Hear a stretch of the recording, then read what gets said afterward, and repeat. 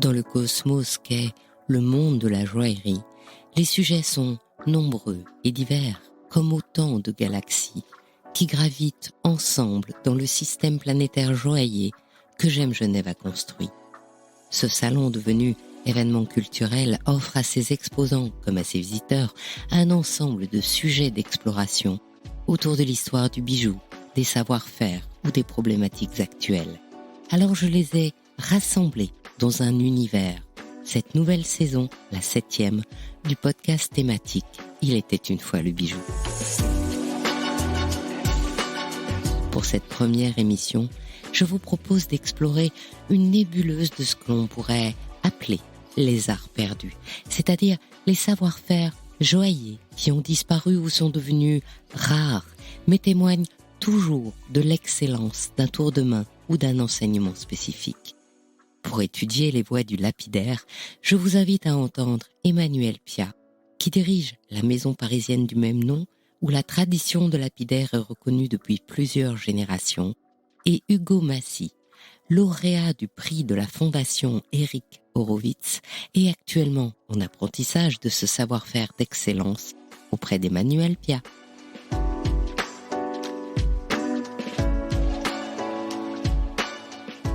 Dans ce sujet des pierres et de la beauté des pierres par leur taille, j'ai la chance d'avoir aujourd'hui Emmanuel Piat, négociant et lapidaire, et bien sûr Hugo Massy, lapidaire. Bonjour Emmanuel. Bonjour Anne. Bonjour Hugo. Bonjour Anne. Une question que je me pose. On dit toujours qu'il y a des tailles perdues. Franchement, est-ce que c'est grave ? Moi, je pense que, au contraire, il y a déjà un retour du vintage dans la mode. Il y a toujours un goût pour l'ancien. Il y a par exemple les tailles roses en diamant, qui sont très à la mode et qui viennent maintenant à des prix assez élevés, puisque plus personne les taille trop comme ça. Donc non, je pense que c'est toujours un peu comme d'histoire de mode. Il y a eu un moment où on était très enclin à des tailles modernes. Et puis, il y a des goûts de personnes qui préfèrent des choses plus classiques, plus traditionnelles. Toi, dont l'apprentissage n'est pas très loin, Hugo, qu'est-ce qu'on t'apprend en premier finalement ? Ce qu'on nous apprend en premier, c'est le poli, donc pas la taille de la pierre. Une fois que le poli est maîtrisé, on fait les formes de toutes les pierres que l'on connaît, les basiques, les poires, les ovales, les coussins, les TE. Et une fois que tout ça est enregistré et bien fait, on taille la pierre. Et donc, je suppose que tu maîtrises toutes ces fameuses tailles usuelles pour ma petite bague en brillant, pour ma bague de fiançailles en taille émeraude, pour tout ça. Et quelle est la taille que tu préfères ? Poire, parce que l'ovale est symétrique dans tous les sens et c'est une forme qui change un peu de ce qu'on a l'habitude. Et je trouve que la brillance des poires est plus sympathique. Et est-ce qu'il y a une taille que tu rêverais de faire ? En parlant des tailles qui changent un peu des normes, moi j'aime beaucoup les formes assez simples mais géométriques, pas arrondies. Par exemple des poires avec les angles encore bien dessinés. Emmanuel, depuis le temps, parce que bon, c'est quand même une grande maison dont tu es à la tête, avec toute l'expérience que tu as, est-ce que tu penses qu'on va aller vers des nouvelles tailles ? Parce que historiquement, si tu nous fais un petit rappel, en fait, quand on va dans un musée du Moyen-Âge et qu'on regarde les pierres, on voit des grosses pierres avec un certiclos, bah oui, mais parce qu'on ne savait pas tailler les pierres, donc on les polissait, donc on les entourait point, quoi. Alors oui, je pense qu'il y aura plein de nouvelles tailles. Et d'ailleurs, je vois souvent des jeunes lapidaires qui s'amusent à aller faire des choses un peu nouvelles, d'ailleurs parfois très créatives, des pierres qui sont parfois très plates et qui mettent des facettes dans tous les sens, qui développent des nouveaux instruments pour les faire briller pleinement, faire ce qu'on a dit, une réflexion totale, alors qu'en fait la pierre est complètement plate. Donc ça, c'est l'un des exploits qu'ils arrivent à faire, qu'on ne faisait pas du tout avant. Maintenant, on utilise souvent, comme tu le disais, on s'inspire du passé pour rénover. Il y a des marchands de pierres fines, par exemple, assez connus, qui ont repris la taille spécifique cachemire qu'on faisait au 18e, 19e, qui l'ont un petit peu optimisé en supprimant la fameuse colette qui est en pointe de culasse, mais qui ont gardé le côté taille émeraude en culasse, et ça a beaucoup de succès. Alors certains trouvent ça un peu froid, d'autres au contraire une réflexion parfaite. Et ils ont en tout cas mis au goût du jour cette vieille taille en la sublimant. Comment on sait qu'une taille, elle est optimale, Hugo ? Une taille est optimale quand toute la lumière est reflétée et réfléchie vers la personne qui regarde la pierre. Si on laisse un trou au milieu de couleurs, c'est beaucoup moins intéressant et ça désembellit la pierre. J'irai un peu plus loin. En fait, tout dépend des pierres. Il y a des pierres qui sont malheureusement plates, elles sont comme ça. Il faut réussir avec la taille, à lui donner le maximum de ce qu'elle peut donner.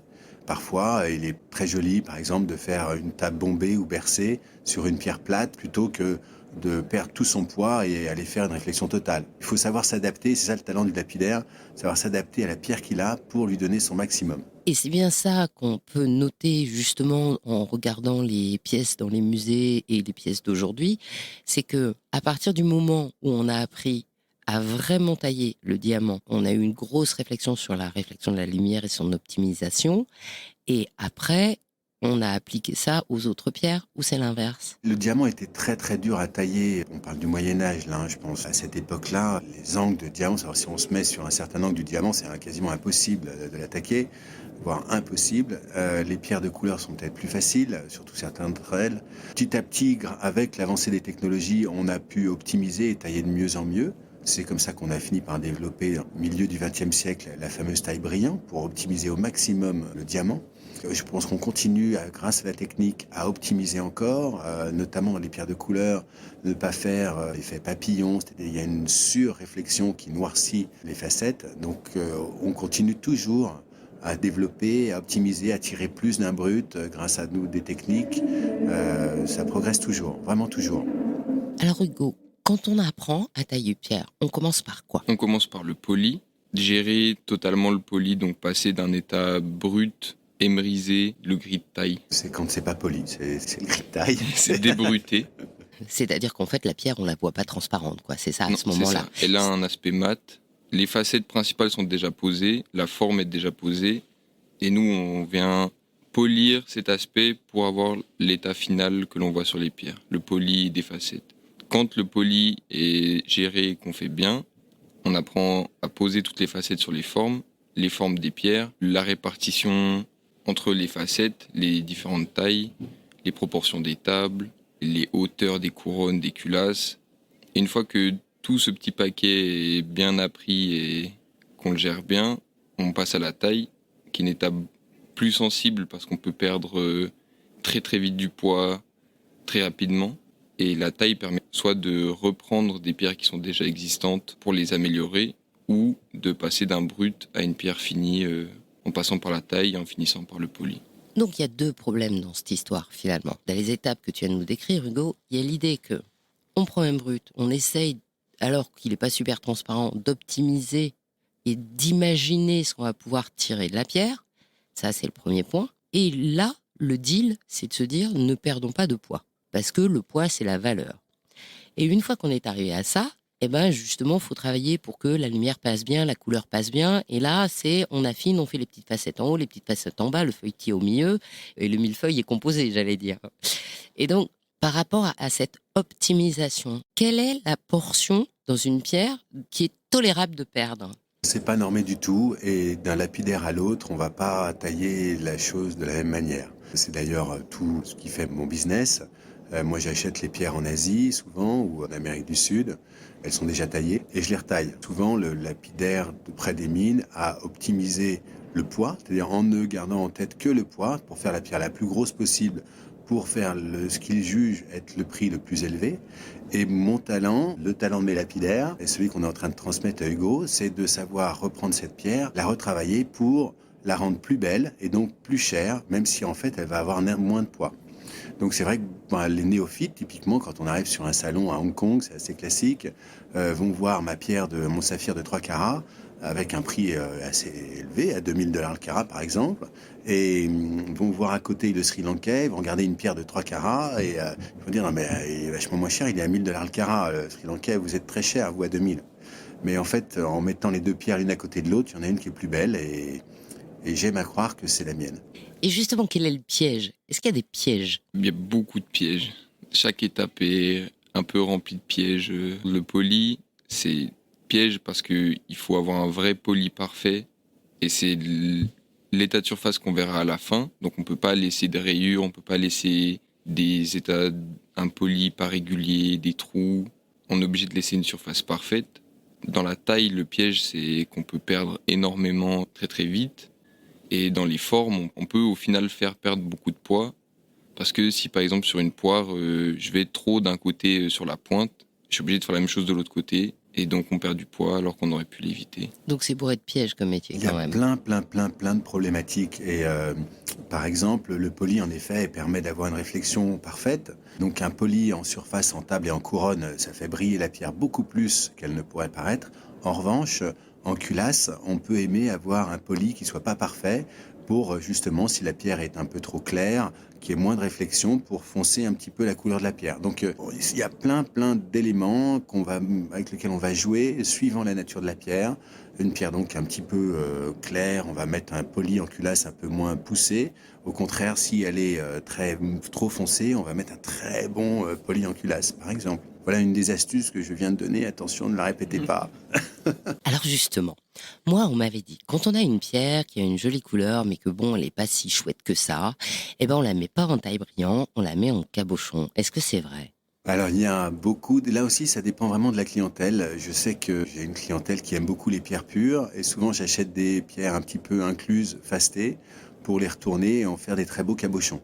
Alors, ça fait des cabochons qui sont très chers, mais comme on l'a vu et comme on le voit d'ailleurs à chaque fois dans les salles des ventes, le prix est toujours plus élevé pour les choses exceptionnelles. On a vu récemment le plus gros rubis du monde qui se vendait à 1 200 000 $ le carat ne valoir plus que 600 000 $ le carat.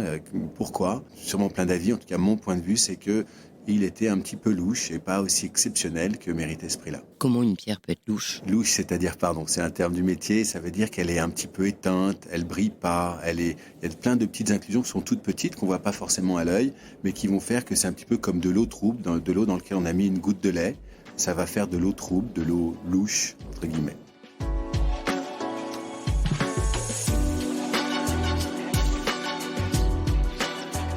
On dit toujours que, comme aujourd'hui, tout le monde veut son petit solitaire, son petit brillant, en fait, on fait plus que des tailles brillants et que du coup, les jeunes, ils veulent plus faire du lapidaire parce que c'est chiant. Qu'est-ce que t'en penses, toi? Pour le coup, nous on est très bien placés pour ça parce que les seules pierres qu'on fait en brillant, c'est les ronds pour avoir le meilleur éclat possible. Parce qu'avec un rond en degré, ça brille différemment et pour la plupart des gens un peu moins bien qu'en brillant, même sur les pierres de couleur. Maintenant, sur toutes les autres pierres et les autres formes que l'on fait, on fait en step cut. Taille à degré. Merci, j'ai oublié la traduction. Taille à degré en culasse, ce qui rend un aspect plus homogène et qui brille beaucoup mieux, d'après nous. On trouve qu'en effet, ça rend plus valeur à la couleur. La taille brillant sublime l'éclat. La taille à degré donne plus de dimension à la couleur. Et nous permet de garder du poids aussi. Toujours cette problématique de garder du poids. Dans l'esprit des gens, la bague, c'est un brillant, plus ou moins gros. Sauf si on aime une émeraude, il y a une taille émeraude, bon, on connaît ça. Éventuellement, quand on a une bague marguerite, globalement, on connaît l'ovale. Et puis, ça reste là. Et donc, est-ce que ça, c'est parce qu'on a tellement communiqué à un moment donné que les gens connaissent que ça, du genre, je me fiance, je veux dire que je suis fiancé, je vais prendre un brillant parce que comme ça, tout le monde va le savoir. Il n'y a pas besoin de traduction. Ou est-ce que c'est parce que on trouve des pierres qui ne méritent que ça? Non, je crois qu'il y a un effet marketing énorme qui a été fait par la De Beers pour développer le diamant. D'ailleurs, rares sont les personnes qui savent qu'en fait, la pierre la plus chère au monde, si on oublie les diamants de couleur, c'est le rubis, puis après c'est l'émeraude, puis après c'est le saphir, et vient seulement le diamant blanc, même le dépur.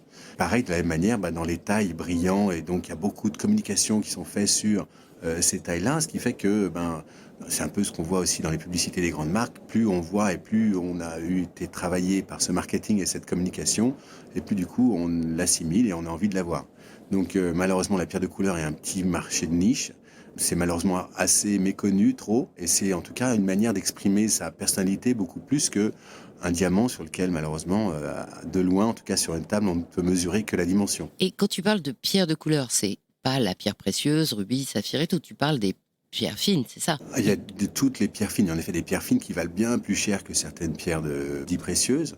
La gamme de prix ne s'arrête pas à ces fameuses pierres précieuses. On pourrait parler par exemple des tourmalines Paraíba qui ont le prix record à dépasser les 100, 120 ou 150 000, j'ai plus le prix en tête, mais dollars par carat, ce qui a du mal à atteindre un saphir de Ceylan, par exemple, qui n'a jamais atteint un saphir de Ceylan. Et toi, en fait, t'as choisi Emmanuel parce que tu t'es dit que justement, t'allais pas débiter à vie du solitaire qui allait te kikiner. La première fois où j'ai rencontré Emmanuel, ça a été par un contact qui nous a mis en relation. Après l'entretien qu'on a eu à Gem Genève, j'ai fait les recherches sur la maison Pia et on se rend très vite compte qu'on est dans le bon endroit pour ne pas s'ennuyer et apprendre bien le métier. Non, mais c'est vrai, il faut surtout pas s'endormir sur ses acquis. Et c'est justement ce que je pourrais reprocher à certains lapidaires de renom qui continuent à tailler en faisant tourner leur meule à la main gauche. Donc bravo pour l'écologie.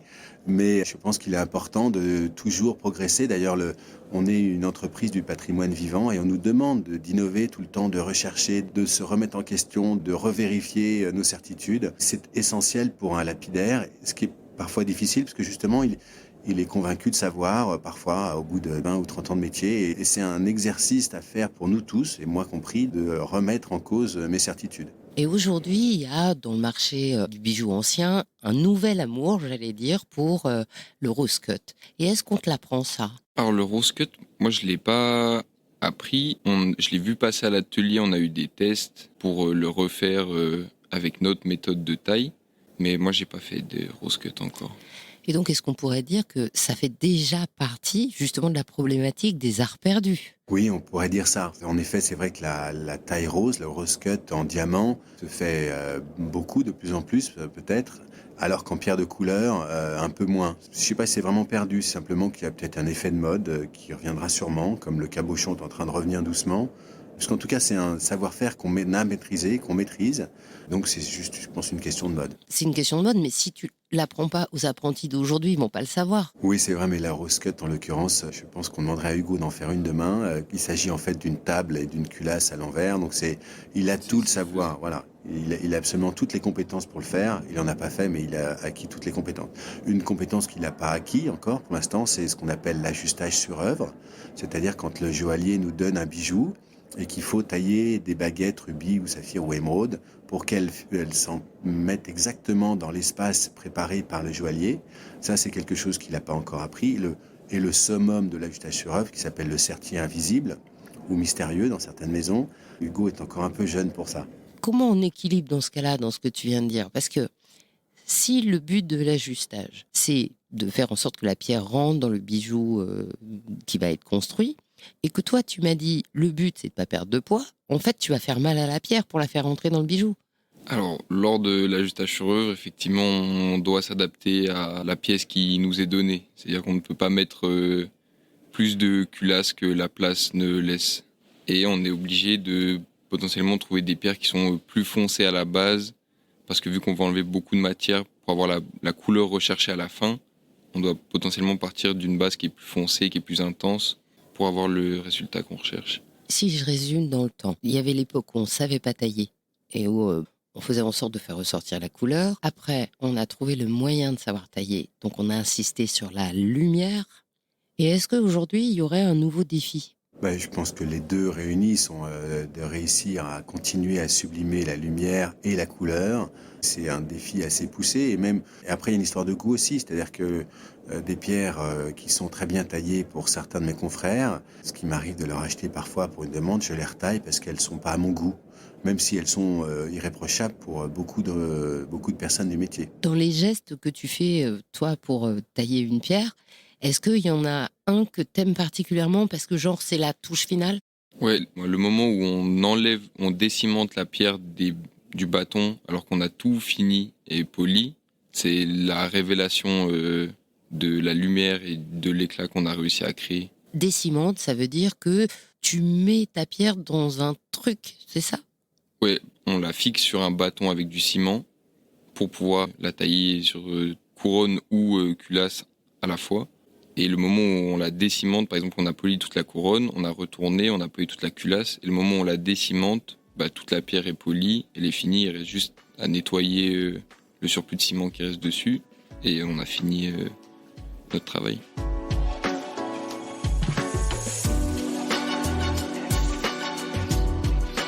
Dans la chaîne de durabilité, sustainabilité d'aujourd'hui, on dit qu'il faut faire attention aux pierres qu'on sort, etc., etc.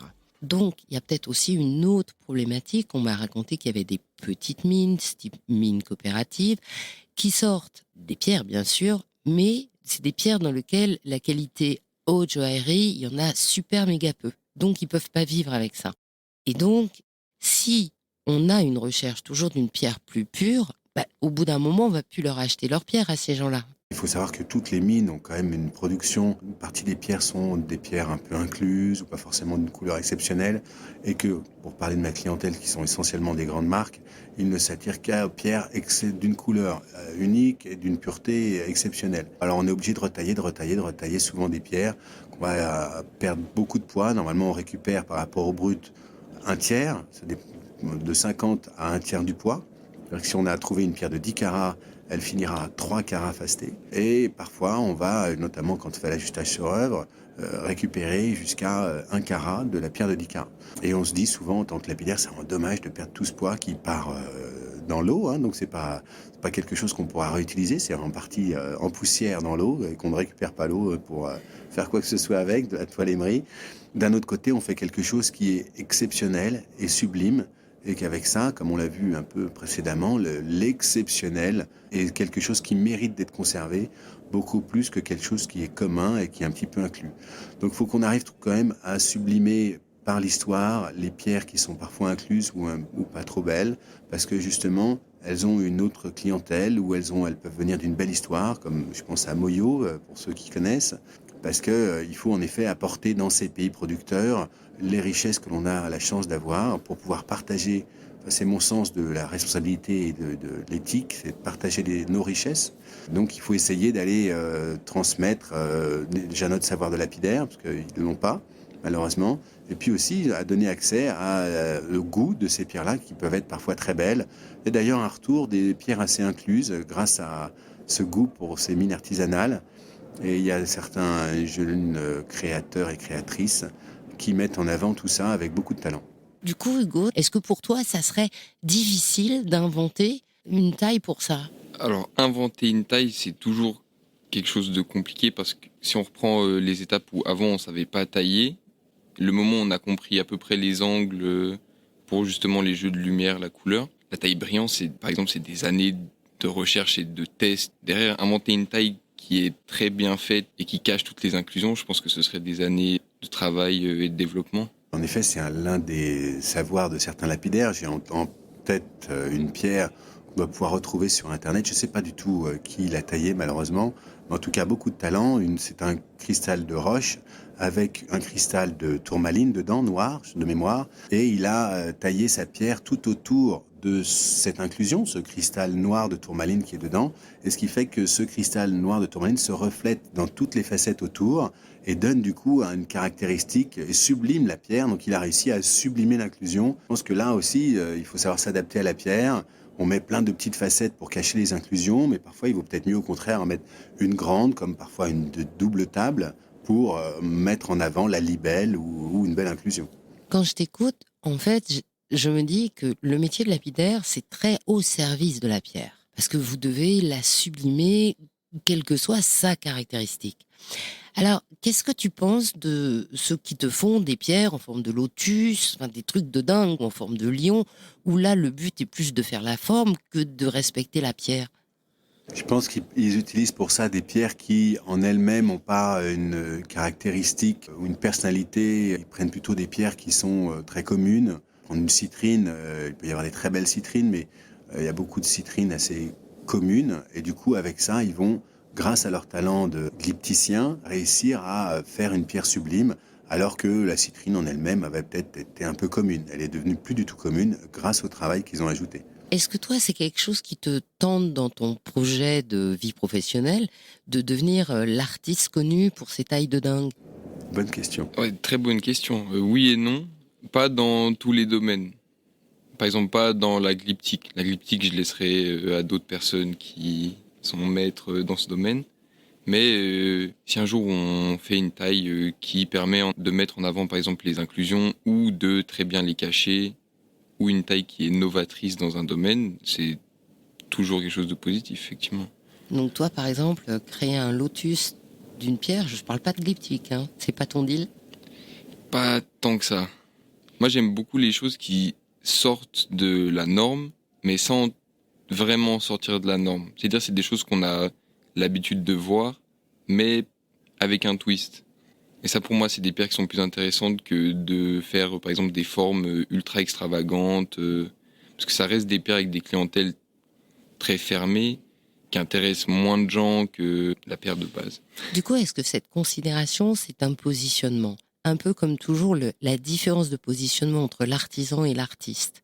Est-ce que tu penses que en peut-être favorisant l'éclosion d'un certain nombre d'artistes lapidaires déjantés, eh ben, ça permettrait de redonner envie à la jeune génération d'aller vers ce métier? Alors, la première chose, d'abord, il faut qu'il y ait une demande pour les lapidaires. C'est-à-dire que même si il y a des gens qui rêveraient d'être lapidaires, il faut quand même gagner sa vie. En ce moment, par chance, la place Vendôme aspire à beaucoup de taille et donc il y a beaucoup de lapidaires qui arrivent et on est capable de leur donner du travail. J'en suis très heureux parce qu'à mes débuts, il y a une trentaine d'années, on renvoyait les lapidaires des ateliers en disant quelle charge inutile. Maintenant, au contraire, on est en train de les former tous les jours un peu plus, on en a de plus en plus. Parmi eux sortiront des personnes qui feront soit un travail pour sublimer les pierres sur les bijoux des créateurs des maisons de la place pour faire des pierres exceptionnelles. D'autres vont sortir en faisant des pierres un petit peu plus d'artistes, comme tu le disais, pour faire des choses qui en elles-mêmes vont se différencier. En tout cas, ce qui est sûr, c'est que plus il y aura de lapidaires, plus il y aura de propositions et de choix et d'opportunités pour eux de se faire reconnaître. Mon point de départ, c'était de dire, bah, en fait, la taille, le lapidaire, c'est un peu un art perdu parce que les jeunes ne veulent pas y aller. D'abord, tu es là pour témoigner que les jeunes veulent y aller, puisque toi, tu t'es hyper accroché pour y aller. Et en fait, ce que j'entends, c'est que les tailles d'autrefois étaient aussi comme ça parce qu'on s'arrêtait au point technique sur lequel on a chopé à l'époque. Aujourd'hui, on a développé plein de techniques. L'étape d'après, c'est quoi? C'est-à-dire que pour aller séduire des jeunes comme toi, qu'est-ce qu'il faut leur promettre? Pour moi, le métier de base promet bien assez de choses pour motiver des gens. Si on parle uniquement en Suisse, il n'y a plus de papier lapidaire. Et en cours dans les écoles de joaillerie et dans ces domaines-là, c'est un milieu dont on parle très peu aussi. Donc, je ne pense pas qu'il y ait besoin de donner l'impression que le lapidaire, c'est un métier extraordinaire et qu'on ait besoin d'aller beaucoup plus loin parce que c'est déjà actuellement un métier extraordinaire. Mais il faudrait plus ouvrir la porte ou recréer des possibilités pour les jeunes. Il y a des jeunes intéressés. Actuellement, sur Genève, il y a beaucoup de demandes aussi pour lapidaire. Mais il n'y a personne qui forme. Il n'y a personne qui a le temps ou assez de travail pour former des gens. Et ça pose un mur au milieu de la route. Ouais, c'est impressionnant de voir à quel point il y a eu un trou de lapidaires. Il y a des lapidaires qui ont aujourd'hui 50, 60 ans, qui sont en train de partir à la retraite. Il y a des jeunes lapidaires qui arrivent, qui ont 20, 30 ans. Mais entre ces deux âges-là, il y a une grande déficience de lapidaires qui manque parce qu'il n'y avait pas de demande de lapidaires pendant une certaine période. On est en train de les reformer, donc il manque de professeurs. Je crois que des professeurs lapidaires en France, il y en a peut-être 4 ou 5 qui exercent en plus dans des écoles ou qui forment. C'est-à-dire que c'est rarissime. Et aujourd'hui, je vois qu'il y a toujours eu le goût, en fait, pour les lapidaires. D'ailleurs, Hugo est à la base un joaillier, puis et c'est pas le seul. On en a une autre dans l'atelier qui était joaillière de base, qui après a dit non, moi, en fait, je préfère être lapidaire.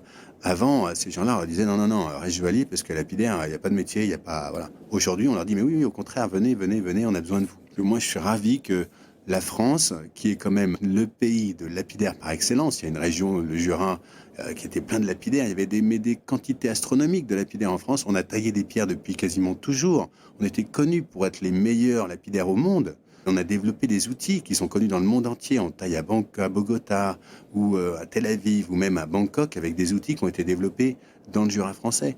Et donc, je suis ravi de voir qu'il y a ce savoir-faire-là. Il va falloir qu'on sublime parce qu'ils ont beaucoup développé. Ces lapidaires thaïlandais, colombiens et autres sont très bons. Donc il va falloir qu'on arrive à être meilleur à nouveau et très très bonne nouvelle que cet artisanat revienne en France. Donc ça veut dire globalement que la responsabilité de l'enseignement, elle est dans la boîte. Et en fait, toi, à la place de tailler les pierres, tu es obligé de consacrer un temps précieux pour former les jeunes. Complètement. On a malheureusement que 5 places à Paris. On a un nouvel apprenti tous les ans. Il y en a certains qui, au bout d'un moment, ou arrêtent ou finalement ne sont pas assez bons, parce que malheureusement, on a de la place que pour des lapidaires excellents. Il n'y a pas de place pour le médiocre, ni chez moi ni ailleurs. En France, vu le coût du travail, il faut qu'on soit exceptionnellement bon. Et donc, il y a malheureusement peu d'élus, et je salue d'ailleurs mes confrères des autres ateliers pour tous reformer tous les ans des jeunes apprentis, parce que c'est long. Hugo, ça fait 1 an, il a encore beaucoup à apprendre. On dit qu'il faut à peu près 4 ans pour faire un bon lapidaire, et j'ai des lapidaires qui ont 30 ans de métier et qui continuent à apprendre des choses. Ah justement, c'est la question que j'allais poser. On m'a appris qu'en joaillerie, il y avait 4 niveaux. OJ 1, 2, 3, 4, et que le 4, c'était le méga top. Est-ce qu'en lapidaire, il y a des L1, 2, 3, 4 ? Certainement. Mais je pense que c'est un système français, parce que nous, on ne connaît pas ça ici. On n'a pas de classification. Le seul papier qu'on peut faire pour être au-dessus des gens, c'est maître. Et donc, maître existe dans tous les domaines de l'artisanat. On peut être maître joaillier, maître lapidaire, maître orfèvre. Ce que tu expliques, c'est que donc à Genève, on est soit ceinture blanche, soit ceinture noire, comme au karaté, point, il n'y a rien au milieu. Il y a le CV et l'expérience, mais il y a des gens sans papier de maître qui doivent être certainement bien meilleurs que certains maîtres certifiés depuis quelques années maintenant. Il y a très peu de gens qui vont encore faire ces papiers. Il y a des gens qui font ça pour eux, dans le sens, est-ce qu'on peut se prouver qu'on est capable de réussir ça ? Toi, comment tu penses mesurer l'augmentation de ton savoir-faire ? Déjà, l'atelier est un bon moyen de comparaison avec les autres lapidaires, les anciens. Et simplement en se comparant avec eux, on a déjà une bonne idée de là où on se trouve dans notre métier. Dans le système français, c'est comment ? Dans le système français, il y a en effet différents niveaux qui viennent graduer la connaissance de l'artisan. Le Graal, en France, c'est le fameux meilleur ouvrier de France, qui existe aussi pour le lapidaire, qui n'est pas facile à avoir, qui est même assez dur. Et d'ailleurs, c'est souhaitable que ce soit très dur et que ce soit réservé aux meilleurs, même au sein d'eux. C'est-à-dire que parmi les meilleurs ouvriers, il y a certains qui sont meilleurs que d'autres, ou en tout cas qui sont plus à notre goût que d'autres. C'est vrai pour les lapidaires aussi. Petite question surprise, comment tu les recrutes, les lapidaires ? C'est quoi leur qualité top pour prendre lapidaire ou devenir lapidaire ? Moi, je pense que Hugo se souvient de cet exercice que je demande à tous mes apprentis lapidaires et tous lapidaires. En fait, il faut une excellente vision 3D pour être un bon lapidaire. Du coup, je leur dessine au tableau un cône de glace. J'aime beaucoup la glace. Et je coupe ce cône en biais et je leur demande de me dire quelle va avoir la forme de la section obtenue. C'est-à-dire, est-ce que en coupant ce cône en biais, je vais obtenir un triangle ? Est-ce que je vais obtenir un rond ? Est-ce que je vais obtenir un œuf, un ovale ? Voilà. Et la réponse, c'est quoi, Hugo ? Ça dépend du point de vue. Ah bah alors là, on est renseigné. Donc vas-y, explique. Si on regarde depuis pile au-dessus, un cône régulier avec une base ronde, on peut le couper de n'importe où, il va rester rond. Mais si on prend la surface et la forme qui est dessinée sur le plan, c'est un ovale. C'est-à-dire que si on coupe le cône en biais, c'est un ovale. Et si le cône, en fait, a un angle qui est différent de l'autre, ça va faire un œuf. Voilà. Bon alors, dans cet exercice-là, tu perds combien de lapidaires du premier coup ? Et en effet, j'en perds certains. Ouais, non mais c'est vrai, j'en perds certains. Mais c'est essentiel, il vaut mieux le vite s'en rendre compte plutôt que de les former et sachant que ils n'y arriveront pas. C'est pas leur rendre service que de les former dans un métier où ils pourront pas exercer. Et donc ça, c'est une qualité intrinsèque. Sinon, ça s'apprend avant La vision 3D, ouais.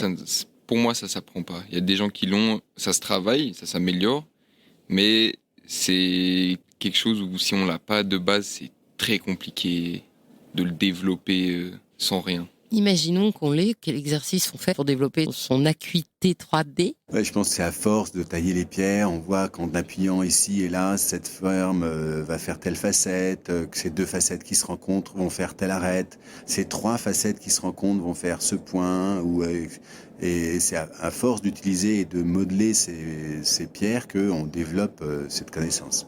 Au début de l'interview, tu as dit que tu étais labellisé entreprise du patrimoine vivant. Ça, c'est l'entreprise, c'est pas le lapidaire. Exactement. Le meilleur ouvrier de France, c'est le lapidaire en lui-même qui a cette reconnaissance. C'est pas l'entreprise. Il n'y a pas d'entreprise qui peut être meilleur ouvrier de France. C'est vraiment l'artisan lui-même qui a cette reconnaissance. Qu'est-ce que je peux te souhaiter, Hugo ? D'apprendre vite, plus vite que les autres. Un dernier mot, Emmanuel ? Moi, je souhaite à Hugo de continuer à apprendre toujours, et continuer à être passionné par ce métier, Et donc, merci à tous ces jeunes qui s'intéressent à ce métier qui me fait toujours rêver de lapidaire. Et qu'est-ce que je peux te souhaiter à toi ? Continuez à être meilleur demain qu'hier. Eh bien, merci beaucoup Hugo. Merci à vous. Merci Manuel. Merci Anne.